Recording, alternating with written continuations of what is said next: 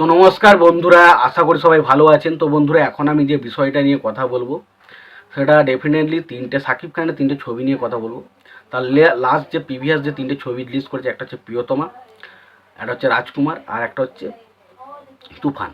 তো সেই তিনটে ছবি নিয়ে আমি আলোচনা করব এবং তাদের বক্স অফিস সিনারিও নিয়ে আলোচনা করব এবং কোন ছবিটা বক্স অফিসে কী ট্যাগ পেয়েছে সেই বিষয়ে কথা বলবো। তো আশা করব ভিডিওটা খুবই ইন্টারেস্টিং হবে, ভিডিওটাকে শেষ পর্যন্ত আপনারা দেখবেন।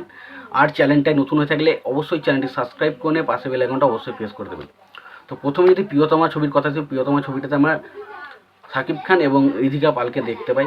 তারা সেই ছবিতে প্রথম জুটি, অর্থাৎ সেই ছবিতে আমরা তার জুটি মাধ্যমে দেখি এবং এই ছবির গানগুলো ডেফিনেটলি দারুণ সাফল্য পেয়েছিল। স্পেশালি তোমাকে জানিয়ে দিলাম আমি, প্রিয়তমা এবং ঈশ্বর, এই দুটো গান ডেফিনেটলি দারুণ সাকসেসফুল হয়েছিল এবং ছবিটাও কিন্তু বক্স অফিসে দারুণ সাড়া ফেলেছিল।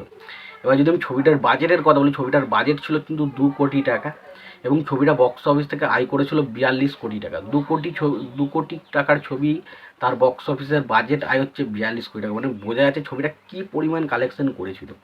এবং ছবিটা বক্স অফিসে বাংলাদেশের যে সমস্ত ছবির রেকর্ডগুলো ছিল, সমস্ত রেকর্ডকে কিন্তু ব্রেক করে দিয়ে 1 নম্বর জায়গাটা কিন্তু নিয়ে নিয়েছিল এবং 1 নম্বর জায়গাটা নিয়ে সেই ছবিটা কিন্তু এখনও 1 নম্বর লিস্টে রয়েছে এবং ছবিটা মানে বাংলাদেশের ইতিহাসে ইন্ডাস্ট্রির ছবি হিসাবে কিন্তু পরিণত হয়েছিল, যেটা কিন্তু একটা বিগেস্ট হিট ছবি ছিল।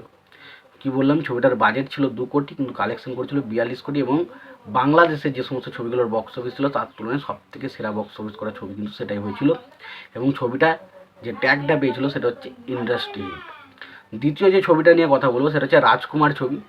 তো এই ছবিটার বাজেট হচ্ছে 8 কোটি টাকা এবং ছবিটা আমরা সাকিব খান তার এমন একটা জার্নি আমরা দেখি যে সেখানে তার একটা স্বপ্ন, সে লন্ডনে যাচ্ছে, আমেরিকায় যাবে এবং আমেরিকায় যাওয়ার পেছনে তার কী কারণ ছিল সে সমস্ত জানতে হলে অবশ্য সিনেমাটা যারা দেখেছেন তারা জানতে পেরে গেছেন।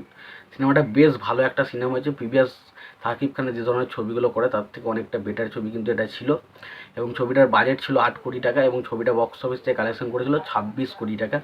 ফলে ছবিটা বক্স অফিস থেকে ব্লকবাস্টার ট্যাগ পায় এবং সবশেষে যে ছবিটার কথা বলবো সেটা অবশ্যই তুফান। এবং তুফান ছবির বাজেট নিয়ে যদি আমরা কথা বলি, তুফান ছবির বাজেট কিন্তু 10 কোটি টাকা এবং ছবিটা এখনও পর্যন্ত যেটা কালেকশন করেছে সেটা হচ্ছে 36 কোটি টাকা এবং ছবিটা এখনও পর্যন্ত রানিং চলছে এবং যেভাবে ছবিটা কালেকশন এগোচ্ছে তাতে ডেফিনেটলি আশা করাই যায় যে ছবিটা কিন্তু বক্স অফিসে ইন্ডাস্ট্রি হিট দেখতে চলেছে।